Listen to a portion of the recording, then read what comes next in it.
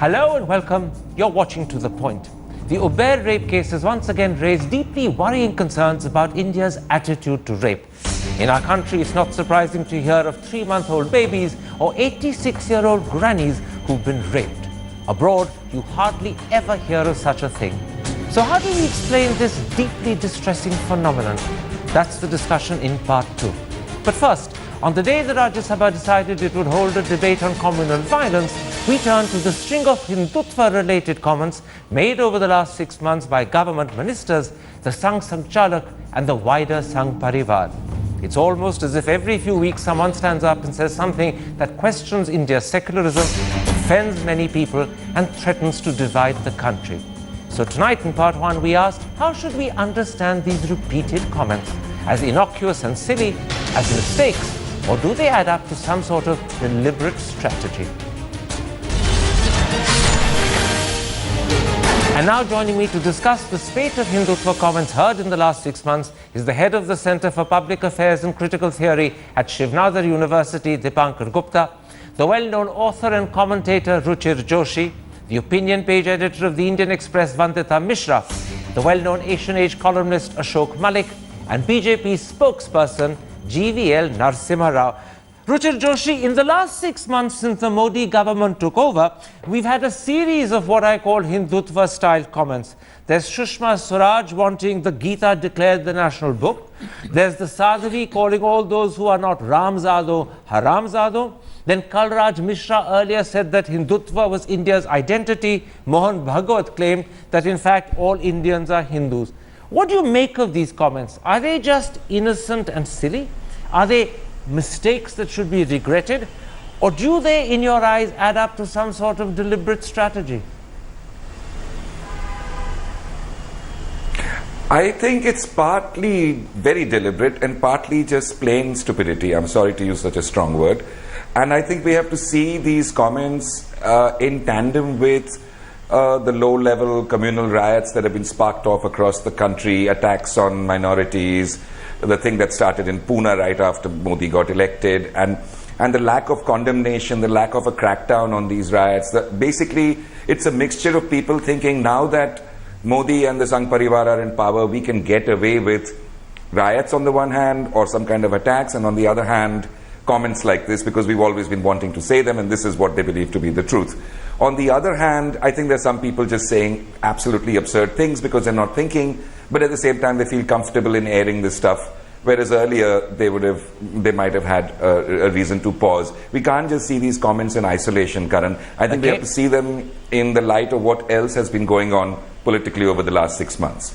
There is a view, Dipankar Gupta, that this is the sort of thing that the Sangh Parivaar has been saying for decades. Are those therefore grounds for ignoring it when they say it again today? Or today, because the BJP has a majority of its own and because the RSS is so much more influential, do these comments become a cause for concern? Well, because the BJP is in power, that's why it's a cause for concern. But they've been saying it forever, these Hindu fringe groups. And they got away with it, which is the sad part. And they got away with it in non-BJP regimes. But now that the BJP is in power, I think it creates a bit of a fissure between the administration and these people. I think the BJP would have been much happier when these things were said, or less embarrassed, or prone to embarrassment, when it was not in power. But now that it is in power, it has to say things like what Modi said in Kashmir, that he stands for all India and all communities and so forth. And then you have people like this who say these dreadful things. And I think they are caught in a cleft.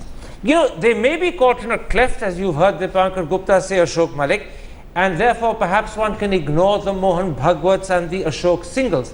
But when Kalraj Mishra, a government minister, claims that Hindutva is India's identity, or when the Prime Minister himself speaking in Parliament says that a slave mentality of 1200 years is still troubling India, to many this reflects the mindset of those who rule the country.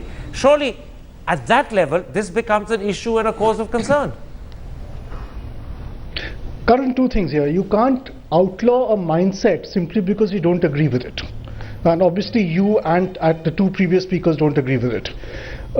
Second, I think we are trying to construct a narrative by weaving together 3 or 4 different episodes, some of which I may agree with, some of which I may not agree with, but I don't believe they add up to a narrative.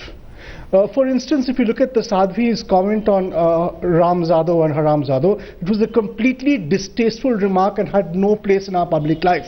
But I'm not sure it was directed at minorities or at opponents of the BJP who may or may not be minorities. Because it was at a pre-election meeting in Delhi, it was addressed to would-be BJP voters, and it was advising them not to vote for the Aam Aadmi Party and the Congress, both of whom have large numbers of Hindu voters who the BJP is wooing.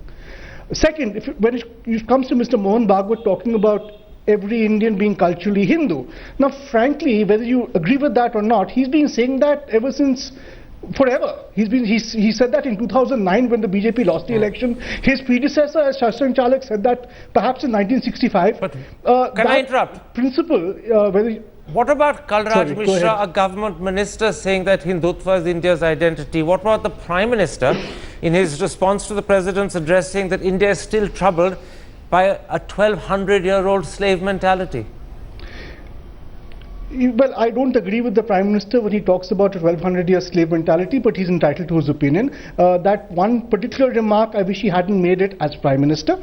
As for Kalraj Mishra saying Hindutva is the identity of India, he's entitled to his opinion if it's his personal opinion expressed as a political activist. Okay. Mr. Dasmara, I'd like to... Sure, go ahead. And I'd like to point out that when it comes to Sushma Swaraj asking for the Gita to be declared the national book, I find that a bit silly and ridiculous, because while the Gita is a great philosophical treatise and it's been around for millennia, it preceded the Republic of India, and should something happen to the Republic of India tomorrow, and I hope nothing does, it will no doubt outlive the Republic of India as well. We have a national book, it's called the Constitution, we should stick with that. Mr. Narasimha, I want to pick up on something that Dipankar Gupta said. Is the BJP in power embarrassed by these voices coming both from within the BJP and from the greater Sangh Parivaar? Or do you believe that in a democracy many voices will speak and it doesn't matter if government ministers and sometimes the Prime Minister himself seems to say things that divide opinion, seem to say things that create fissures in society? No, I think a lot of these experts find it really difficult to believe it, difficult to accept many of these statements, because in the media we have had leftist intellectuals teaching the whole country that minoritism is equal to secularism. There has been the thought of pseudo-secularism. Many of these experts in the society and also the Congress party has been expounding, and that is a concept we have serious differences with. And as far as your question of the comments on Hindutva is concerned, in fact, if you are finding fault with Mr. Mishra, then I think indirectly you are finding fault with the Supreme Court itself. Because Supreme Court itself stated Hindutva is a way of life. Yes, it but does just not a moment. The denote Supreme any Court religion. didn't say Hindutva was India's identity. Mr. Mishra did. There are many ways of life. Islam is one, Christianity is another. But no one turns around and says Islam is India's identity. How does Hindutva become India's identity? And the question I asked you was a little different. I asked you whether you're embarrassed by these comments or whether you think they're essential in a democracy. No, not at all. Not at all. The same statements, as you rightly pointed out some time ago, they have made similar statements for many decades. Okay. But our voice was voice was not heard, because the entire voice in the media was dominated by leftist pseudo-secular intellectuals. Let me, that's an interesting point you're making. Let me bring in Vandita Mishra. Do you accept this argument that what we are seeing is a rebalancing of voices? That previously this sort of voice wasn't heard, it was only the left-wing opinions that were heard, and now this rebalancing is A, essential, and B, perhaps gives the mistaken impression that there's an attempt to Hinduize India behind these voices. Do you accept that argument? There may be a rebalancing, and there may be a rebalancing that is required too, but we have to talk about the terms in which it will be carried. And the context is not just that the BJP is in power, the context is also that the BJP is in power without a single Muslim MP in its fold, in its number of 282, We do not have a single Muslim. So I think we need to keep in mind that the BJP is in power without a single Muslim representative. We also need to keep in mind that this is a Prime Minister who is much more confident and communicative. So when statements like these are met with silence by the Prime Minister, then it does send out a message to India's largest minority and to all people who have stakes in the secular future of this country. Let me build on that, Ruchit. I suppose for many the key question is, are these comments a deliberate or a silent but insidious attempt to Hinduize India by slowly but steadily changing our perception of ourselves? Or is that an exaggerated fear? I think the agenda has been clear throughout, whether they've been in power or not been in power, whether they've been completely at the fringe or during the Vajpayee government as well. The idea has always been to try and grab India and turn it into their version of India, which is a sort of very narrow imagination of Hinduism, which is their kind of Hinduism, not the myriad, many thousands of Hinduisms that we actually enjoy. And in the process, the attack on the secularists, anyone who questions them is automatically attached to the Congress, as if we've never criticized the Congress or the left front to anyone. The whole business of the leftist intellectuals have taken over the media, which is absolute, it's not true at all. Because if you look at it, right-wing intellectuals have had a lot of say in the media, in the TV channels. They've been quite vociferous throughout. The point is that things are going to an extreme now because there is this freedom, quote unquote, because Mr. Modi is in power. I mean, he himself can say, you know, Ganesha's head was, plastic surgery was used to do Ganesha's head. Somebody else says the Taj Mahal is is a Hindu monument and Italy was once a Hindu land. I mean, how absurd and bizarre are we going to get? It's one thing to say Hinduism is a major religion of India, it's been ignored by the Congress, let us re-establish it in some ways. Okay. It's another thing to say the Gita has to be the national book. Let me put you two things that have happened fairly recently. So it's not really important whether this is deliberate or not. The fact is that it's happening, partly accidentally and partly deliberately, I'm sure, is the worrying bit. Let me put you, Dipankar Gupta, two things that have happened very recently. Just 24 hours ago, Lakshmikant Bajpayee, the BJP president in UP, actually said that in fact the Taj Mahal was a Hindu temple to begin with. And God knows on what information, leave aside what evidence he's based that on. And then, roughly 3 weeks ago, the Prime Minister surprised everyone by claiming that in fact the story of the god Ganesh is proof that India were masters in mythological times of genetic science. The story of the Mahabharata hero Karan was proof that in fact in mythological times India had mastered plastic surgery. And those are lines of thought and thinking that betray particular attitudes to modernity, to Islam, to the minorities that concern people. Are we right to be concerned, or are we picking on individual instances and building a narrative where perhaps none exists, as Ashok was suggesting? No, I think there is reason to worry. There's no doubt about it. And especially when you have statements of the kind you just mentioned. And I feel that it is also important for us to realize that we have to try and play on the fissure that exists between BJP as a ruling party and BJP's ideology, the Hindutva. I think this fissure is there because you find Modi saying things about Ganesha's head. At the same time, he calls Nehru a Rashtra Purush and talks about scientific temper. Now, this contradiction is one I think that we should try and exploit. I mean, secularists should try and exploit. And it is not going to take you very far if you just lean on one side. It is this gap which I think has to be widened over time. There is no doubt at all that you cannot have scientific temper in any form if you're going to believe that Ganesha's head was an example of...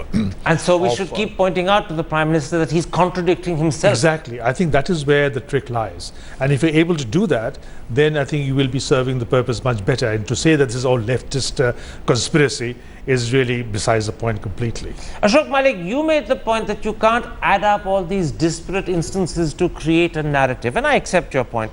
But there are many others who say that when Sushma Swaraj claims that the Gita should be considered the national book of the country, or when Kalraj Mishra says Hindutva is India's identity, and they may have a right to their views, But for many, this looks and seems like the thin end of a Hindu wedge. And I'm not just talking about India's minorities who get worried and concerned. Many Hindus get worried and concerned as well.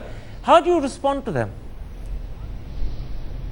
No, look, as I said earlier in the program, I disagree with any suggestion that the Gita should be made India's national book, because I find the whole idea of designations like national book, national play, national poem, national, apart from a national anthem and maybe a national symbol, we don't need more such labels. We don't need to stick more such labels. Second, the Gita is, in a sense, the song of India, and it's part of our culture and philosophy. But it doesn't really need to be stuck on to the Republic of India. It's far greater than the Republic of India in some senses. It was born well before it. I think the Constitution is fine as our national book. This is a point Mr. Modi made at his Patna rally late last year, where he said the Dharam Granth, and I think that's the term he used, for a politician is the Constitution. And I'd like to judge him by his actions, not by stray comments he or his ministers may or may not have made. And if he sticks to his argument that his only Dharma Granth is the Constitution, I'm fine with it. You were nodding, you wanted to come in at that point. No, I just wanted to say that, the Gita being a national book actually goes against the Constitution in some ways, some very, very important ways. For one, and the most important one is that in the Gita you have the four varnas actually justified on the basis of gunas, and the Constitution is totally against caste distinctions. So if you were to take the Gita as your national book, you'll have to do something with the Constitution. Absolutely. The two this can't is coexist. something Mr. Swaraj hasn't appreciated at all. Mr. Narasimha Rao, let me advance that argument and put it like this to you. India can be a very fragile country at times. A country where fears are easily aroused, where divisions and fissures are very easily created. When people make these comments, they are playing with matches. Is it wise to do so when you can even accidentally create a fire? I would tend to disagree, because I think our communal harmony and the bonding between communities is so strong that only political parties trying to create this kind of trying to escalate a situation or fire can cause trouble, but actually people of the country are extremely mature enough to understand. And I have not found, I've been discussing this issue on several panels since yesterday, I have not found one representative from the Muslim community, many of them their own religious leaders, finding any fault with Gita, Bhagavad Gita by itself. It actually represents the India's civilization. No, just a moment. It's You're as misunderstanding. old as it can be. We're not 5,000 years old. We're not talking about the Bhagavad Gita. We're talking about whether it should be elevated to the status of a national book, which is a different issue. There is no controversy when the Prime Minister presents it to the President of United States. There is no controversy when he gives it to the Prime Minister of Japan. He's not giving it as the national book of the country. Can you not see the difference in the distinction? Constitution. No, you see, the national scripture, when you call it a national scripture, it does not mean governance will happen by what is mentioned only in the Gita. All right. The Constitution remains sacred. No one, by the way, calls it the national governance in the scripture, country. only you the do. Governance in the country will only be run by the Constitution. Well, no, the mindset that runs the governance is the mindset that considers the Gita somehow national, whereas the Bible and the Quran are not. That mindset then will affect governance. I don't know why you can't see the connection, but you have a right not to see it if you don't want to. Vandita, the RSS, often in, I suppose, defense of such comments, say that these are innocent and innocuous comments. It's the interpretation we put on them and the debate that then follows that creates the fissures. Do they have any argument on their side when they make that point? I don't think so, because again, look at the context for these comments. Now, the Sadhvi Niranjan Jyoti, the comment that she made, as much as Ashok Malik might try to say that it was against the AAP rather than against Muslims, the context was also that there has been recent communal violence in Trilokpuri and Bhavana just a few weeks ago, and she was speaking within that context. So when the RSS makes this plea, I think immediately we have to look beyond their statements and at the context that they seek to reinforce and stoke. And therefore, the RSS claim that the interpretation creates the fissure, not the original comment, is completely wrong. The original comment is actually doing the damage itself. A quick yes or no to that, Vandita? Absolutely. Richard, let's raise our... You put it well.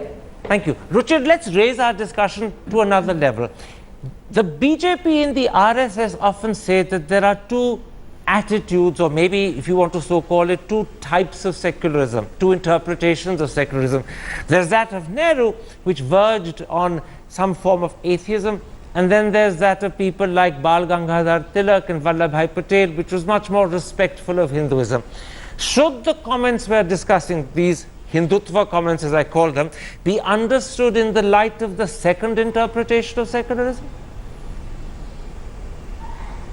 Well, look, the basic word secularism actually means that the state has to be equidistant from all religions. Even if 90% of a state belongs to one religion, the state itself cannot give extra weight to that religion, because that is unfair to the remaining 10%. Okay? So whatever the RSS is claiming, I think there is a very open attempt now to change the grid and saying, it's like saying we were making innocent comments. It's a bit like someone molesting someone and saying, oh, it was just innocent banter. You know, if she took it wrong, it's very bad. I'm sorry, you can't start talking about the Gita, which is not just a book belonging to the Hindus, but it's a book that belongs to the world and to history, to reduce it to a national book. And what does a national scripture mean? Scripture is by definition religious. What does a national scripture mean in a country that is supposed to be secular? Which means the state has no religion whatsoever. So unlike Israel, which has declared itself a Jewish state, or Pakistan or Iran, which are self-proclaimed Islamic states, India is not a Hindu state and will and should never be if we want to survive. And any attempt by Mohan Bhagwat or Narendra Modi or Sushma Swaraj or anyone to try and taint this, it doesn't matter how many people they have in parliament. We have to fight it, and it's not about being a secularist or a sectard or whatever it is. It is, as a Hindu, I can say, I don't want your version of Hinduism, and I don't want it, your idea of state power, which is what you're greedy about. I don't want you to use religion to gain that further and to try and destroy what we have in the country. And forget about, there are many disagreements with Nehru, of course. Okay. And there can be many disagreements with other people as well, with the Stalinists and everyone. Absolutely. But this is something that surely a lot of us can agree about without being called names. Dipankar Gupta, the RSS makes another point as well. They say India is a country which has many different religions, but the underlying culture is influenced by the subcontinent's original Hindu religion. Do you accept this differentiation and dichotomy they're making between religion on the one hand and culture on the other? Or is it false? Because India's culture is as much influenced by Buddhism, Christianity, Sikhism, Jainism and Islam as it is by Hinduism. I think you're right, but the problem simply is the way we are taught history. And history can be a very dangerous thing if it's not properly understood. And it's difficult to understand it properly because that needs a certain amount of sophistication. But history is always taught in geographic terms. So what happens then is that because so-and-so came from a place which is no longer India, therefore that person is a foreigner. And those who have been, rampaging around in India, say the Cholas against the Pallavas or whatever, Rashtrakutas and Chalukyas, that's all right. But because these people are outside of what is today's India, therefore they are foreigners, and therefore they are a danger. And to say that Hinduism existed from times immemorial is again a waste of time, because that's not the way it was. Hinduism is a very recent construct, as is the nation state. When the Anglo-Sikh wars took place, at that time nobody from India actually stood up behind the Sikhs. The Sikhs returned the compliment in 1857 and didn't sign up with the mutineers. But in 1857, Bahadur Shah Zafar was a great Indian, for whatever reason.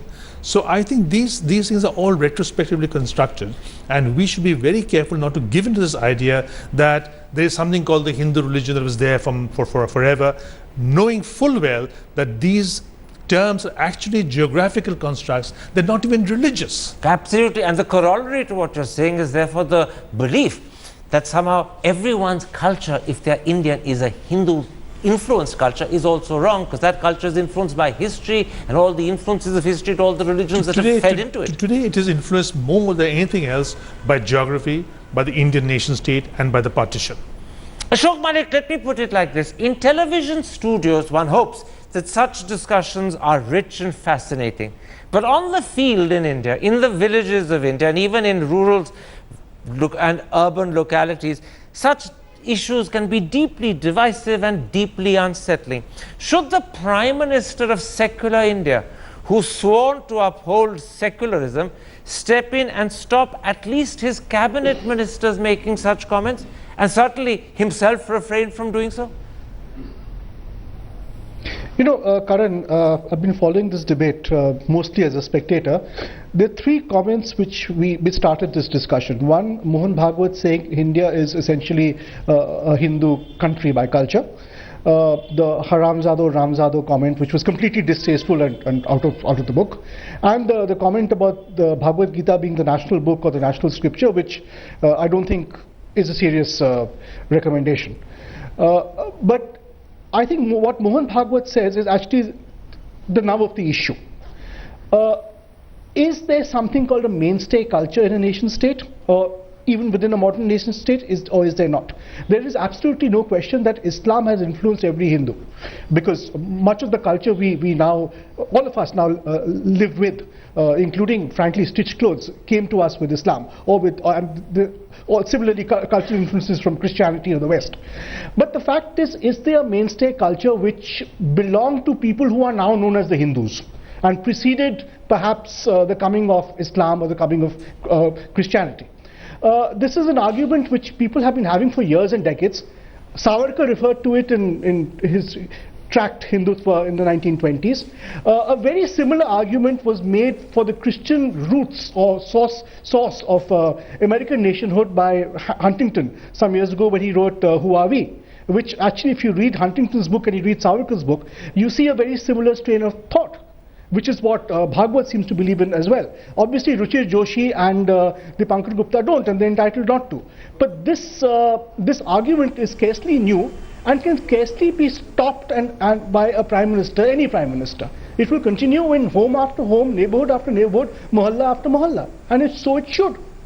All right, I accept that that's your view, but I'm going to put that same question in a slightly different form to Narasimha Rao. Mr. Narasimha Rao, on the one hand, Mr. Modi in his Independence Day speech called for brotherliness, togetherness, and he got a lot of plaudits for doing so. Yet, when his cabinet colleagues end up unsettling India's minorities by asserting that Hindutva is the country's identity, or that the Gita, which is very much a Hindu book, should be considered the national book of the country, the Prime Minister is silent. And I put it to you that silence actually ends up undermining the stand that he took on Independence Day, and then it undermines in turn his position. Some even wonder whether it undermines his integrity and credibility. It becomes an issue that affects the Prime Minister personally, because it raises questions about him. I think it's a bit of an overstatement to say it unsettles issues like this, unsettle the vast masses or different communities. Honestly, I would differ with you that there are political parties which certainly try and make this a communal issue for their own political purposes. At the popular level, this is an issue. These statements, the Prime Minister does not need to respond to every statement being made by different leaders. And everyone has that freedom to really speak give their suggestions. But eventually you have to see him by the kind of consensus that he builds. I'm not talking about people having his actions. Mr. Raswal, let me interrupt. I'm not talking about people having freedom to make their suggestions and voice their opinions. Everyone does. But when you're a member of a cabinet, you have a greater loyalty and duty to observe, if I can use that phrase, cabinet dharma. Now, when Kalraj Mishra and Sushma Swaraj break the Prime Minister's dharma on togetherness, on brotherliness, a very important call from the Prime Minister on Independence Day, surely that's a moment when the Prime Minister should, in a gentle but nonetheless obvious way, point out this is not acceptable. Otherwise, he's allowing his ministers to contradict him, and then questions get asked about the PM himself. No, I think these statements themselves are being seen in a different context. And I think honestly, the statements that have been made, I don't see them hurting or harming anybody's sentiments. These are observations and suggestions, and the Prime Minister will be judged by the people of the country by his actions. Would you accept the Quran and the not Bible by the observations, as the national not by book the of the country? observations made by different. Would you accept the Bible and the Quran as the national book of the country? And what about the Guru Granth Sahib, by the way? They do not represent the cultural heritage of this country. What about the Guru Granth Sahib? Bhagavad Gita represents the cultural heritage of this civilization. Is the Guru Granth Sahib not alien necessarily for you? this religion? Is the Guru Granth Sahib But alien this, for you? I'm saying. No, certainly, I think that also could be that also is a that also belongs to the Indian heritage. I do concede that. But Gita is the oldest such text, Okay. and it represents only Indian civilization. All right, So that's why your not view. showcase this before the world? When we Vandita, want India to be a Vishwaguru to the world, there are what many can ways be a of better way showcasing India than without having possibly to use showcase Gita? it in terms of Hindu scripture. Vandita Mishra, do you fear that both India's rich composite culture as well as, I suppose, its constitutional commitment to secularism could be slowly and steadily undermined by the increasing influence of the Sangh Parivaar, as many seem to fear? Or do you think that's an exaggerated position to take? I think at the moment it would be exaggerated. We have to give due credit to the fact that the Prime Minister himself has not really put a foot wrong, despite all the fears that he came into power with about him, about the baggage that he carries. But at the same time, it is also true that there seems to be a culture of permissiveness, a climate in which there are no penalties, it seems, for people in his government and in his party who cross the line. So I think this, the Prime Minister has to address this. The fact that on this crucial issue, he seems to be at variance and at odds with his own government and his own party. And at some point, people are going to start questioning whether this is strategy, whether this is deliberate, and whether this is with the Prime Minister's consent, not against. Ruchir, this is such an important issue that I'll give you a chance to answer the same question as well. Is the Prime Minister's silence when his ministers speak out of turn and seem to undermine his call for brotherliness and togetherness, is his silence at those moments undermining him? Or is that just journalistic exaggeration? A quick answer. I think it is undermining him. I think you can't believe him when he talks about brotherliness. I question the statement that he hasn't put a foot wrong. He's put many feet wrong, if I say so, in 6 months, whether it's the environment, whether it's letting certain things happen, this 1200 years of slave mentality statement. There are small and big things. Yet, of course, with the new Prime Minister, there may be a few positive things as well. I'm not denying that. I think we have to be vigilant.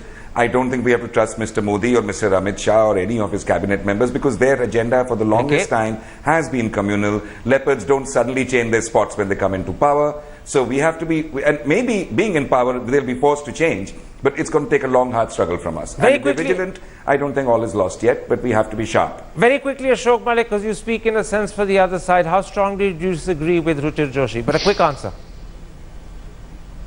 You know, I don't think this is really an issue which is concerning a lot of people or hassling or worrying a lot of people. A couple of remarks such as that by the Sadhvi have been completely distasteful. The Gita controversy is not really the controversy people are making out to be. There's no serious attempt to make it to the governing book of India. I think broadly this issue concerns about 6 people, 5 of whom are on the show, and the 6th is the person who suggested the theme to you. All right, do you accept that? What about the riots in Trilokpuri and the other places that go hand in hand with these comments? No, Ashok, just a minute. What about the little bits of little hand grenades going off all over the country, which also the Prime Minister is not strictly directly addressed or stamped down on? All right, we're not looking at these comments in isolation. That's the first thing I said on this show. Dipankar Gupta, do you accept that put and you can't ignore and it was directed at me from Ashok Malik, that this is a subject that, just gentlemen, this is not a dispute between the two of you, please. Do you accept that put down from Ashok Malik, that this subject that I've raised is just an issue of concern to 6 and those 6 are on the show tonight? Or do you think it's an issue that would worry the Indian people more deeply and in a bigger number? I think it worries the Indian people more than just the 6 on the show. It should worry at least. But most people will not see the problem as clearly as some of us do, because What can happen as a result of this is they may be communal conflagrations, but as they say, the test of the pudding is in the eating. I would like to see if Modi puts his foot wrong, to use the phrase the Vandita just employed, when something like that happens, will he actually come down on those who are the guilty? That is the real thing. Absolutely. That's the test that lies ahead for the Prime Minister. But I'm glad you endorsed the view that this is an issue that should worry people. Whether it does or not depends upon the extent to which television and the newspapers open their eyes to the real concerns that lie ahead. But we should panic if when people break the law, nothing happens. And let's hope we've done a little bit of opening of eyes tonight. My thanks to all my guests for joining me.